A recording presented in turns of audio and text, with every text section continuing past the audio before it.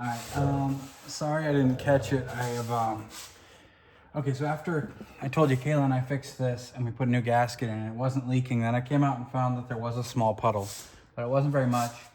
And so right now what I'm fixing is this is the input shaft seal. The shifter mechanism comes down from up here into the side of the transmission. And it's got this little seal on it, and I've already pulled it out. I got this tool, I think it was like 12 or 15 bucks or something I got on Amazon.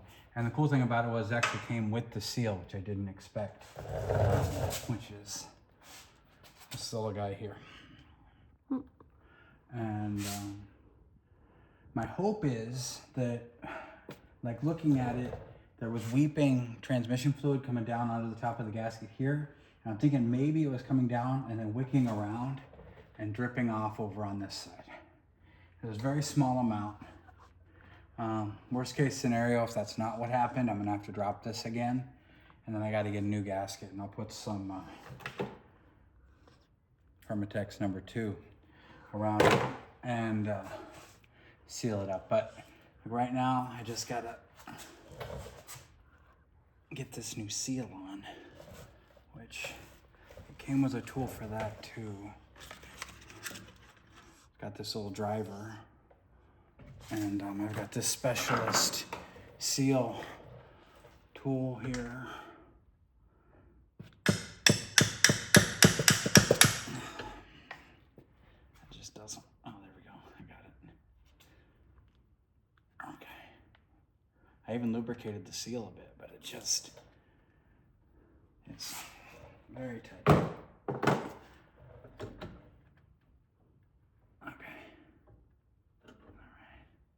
Come on. There we go. Okay. Put it on there now. I should just be able to stick this cap over the end of it and drive it home.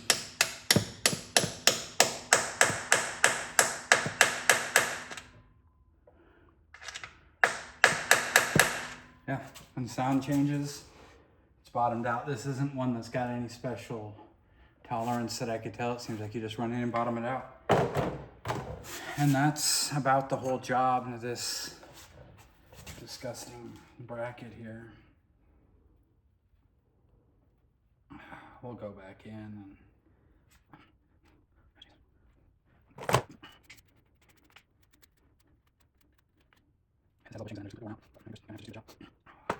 it's a pretty hot day today. We're having a heat wave here in Western Washington. It's supposed to get up around 100, which, you know, if you're in somewhere where it gets to 100 all the time and you're used to this, that's fine, but we aren't. We're not tropical people here, so. Yeah, this goes on like this. And this is pretty easy to index. It's got a little slot on it, but well, it doesn't go like that. Does it?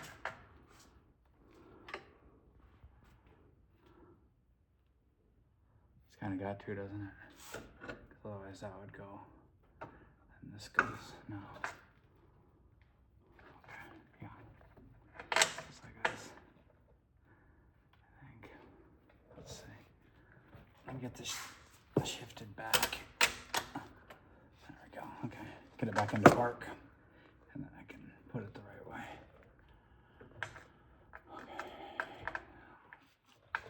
Okay, there we go.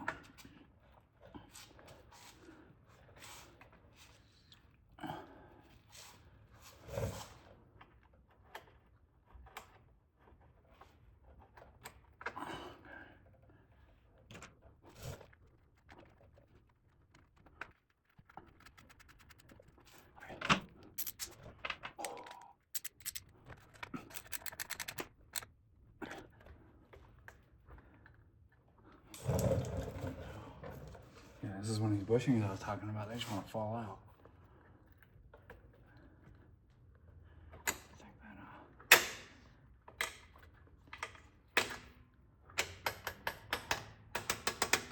Okay. And then from here, it's just relatively easy. There's a deal that goes in there. A little eccentric bushing. And then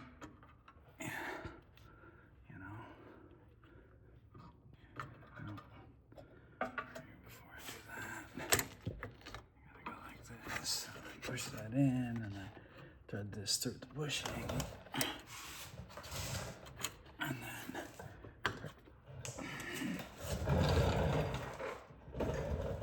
ow, I should 3D print new ones of these. Okay.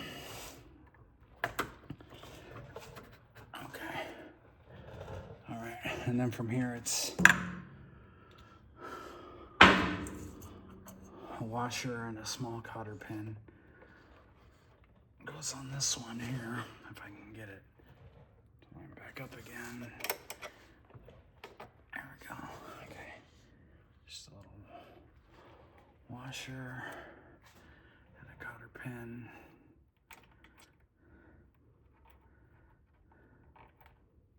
And then this one appears just held in by a big cotter pin. I don't think there was a washer. No. I guess the big cotter pin's supposed to do the job. Seems like there would be a washer though, right? Oh well. Okay. All right. That's it. This whole job replaced. Sorry I didn't see it come out. It's pretty easy. You take this tool with the screw out of it. Take the screw out, you stick it in. Hit it a few times with a hammer to seat it. I turned it a little bit and hit it a few more times with the hammer just to make sure it was seated real good. And then you literally just screw the bolt in. It'll go up against the arm or the pivot that's sticking out of there, and that'll just slowly pulls out the seal. You can see this seal was completely perished. I don't know if you can actually make it out. Let me see, I got a flashlight here somewhere. Okay. You can see how badly gone that was. So, I mean, it's obvious why that was leaking. Just didn't exist anymore. But yeah, no, it was a pretty easy fix.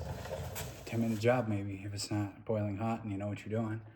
And my hope is that I'll clean this up and then I'll come out and won't find a puddle underneath, and that'll prove me right. If it proves me wrong, then I have to take this back down again and new seal. But that's not that big of a deal. It's not the end of the world. These seals are only like 14 bucks or something. And it's my bad. It's not the seal's fault. If it didn't work, I just didn't put any sealant on it. I was trying to follow the instructions.